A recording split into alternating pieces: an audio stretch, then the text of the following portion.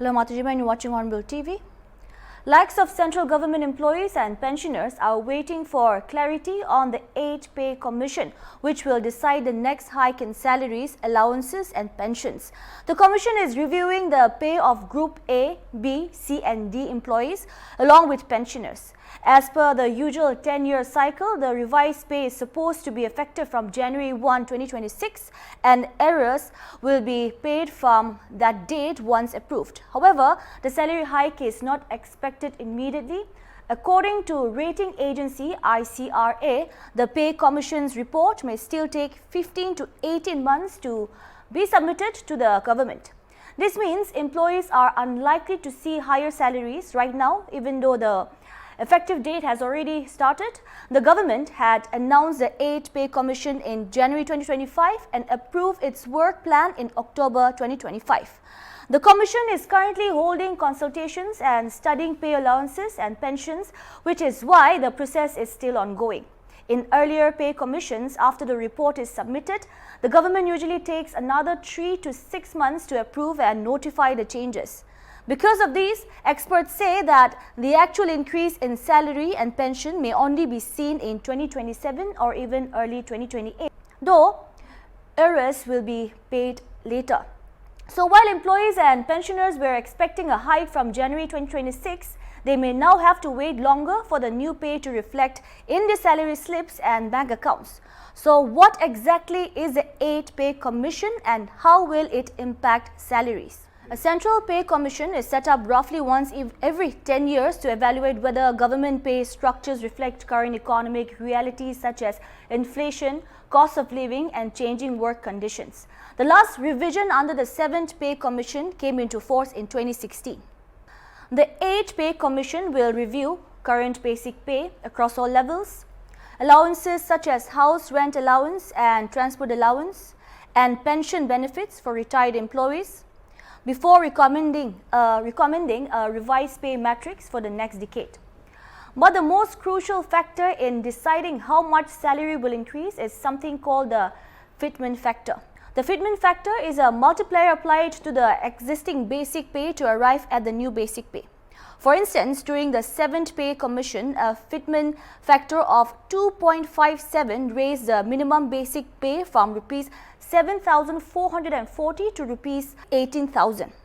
Experts say that the final salary hike under the 8th Pay Commission will largely depend on what fitment factor is approved. Some estimates place the possible range between 1.9 and 2.86. While many believe it could remain close to 2.57, similar to the previous commission. Let us now look at what this could mean in real terms of different categories of employees. If the fitment factor is 2.15, level 1 employees including entry-level staff may see basic pay rise from Rs 18,000 to about Rs 38,700. Level 10 officers, the entry level for Group A services, could see pay increase from Rs 56,100 to around Rs 1.2 lakh. Level 18 officers, the senior most level, may see pay rise from Rs 2.5 lakh to about Rs 5.37 lakh. If the fitment factor is 2.57, level 1 basic pay could increase to around Rs 46,260. Level 10 pay may rise to about Rs 1.44 lakh. Level 18 pay could go up to around Rs 6.42 lakh. And if the fitment factor is as high as 2.86, level 1 basic pay may cross Rs 51,000. Level 10 could go up to nearly Rs 1.6 lakh. Level 18 could rise to more than Rs 7 lakh. Since pension is calculated on the basis of last drawn pay, the same fitment factor would also be applied to pensions, which means pensioners will also see a proportional increase in their monthly payouts. However, before any of these projections turn into actual salary credits, there is a detailed and time-consuming consultation process that must be completed. According to reports, the office of the 8th Pay Commission has now started functioning in New Delhi, and the next major step will take place on February 25, 2026, and when central government employee and pensioners' bodies will hold an important meeting in the capital.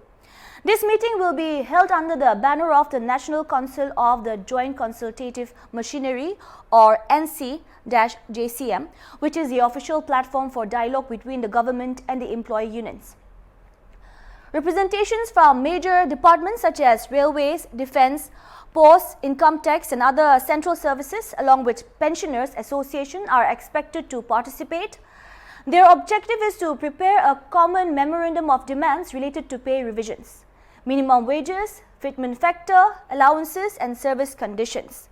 The drafting committee members are expected to stay in Delhi for nearly a week, during which extensive discussions will be held to finalize proposals that reflect the collective view of employees across departments. Once this memorandum is ready, the Pay Commission will formally invite inputs from all stakeholders, including central ministers, state governments and service organizations. After this, the Commission will hold individual hearings, where each group will be asked to justify and explain its demands.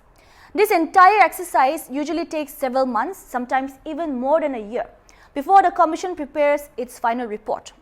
It is also important to note that not all demands raised by employee bodies are necessarily accepted. During the 7th Pay Commission, employee organizations had demanded a minimum basic pay of Rs 26,000, but the Commission finally fixed it at Rs 18,000, citing financial and administrative constraints. This means that while employee unions will push for a higher fitment factor and better benefit, the final recommendation will be based on the Commission's own assessment and the government's fiscal capacity. So while the expectations are high and projections look promising, the exact salary and pension hike under the 8th Pay Commission will only be known once the Commission submits its report and the government gives its final approval. For now, the February 25 meeting is being seen as the first major step in a long process that will eventually decide the future pay of structure of central government employees and pensioners. That's all we have for now. Keep watching Hornbill TV.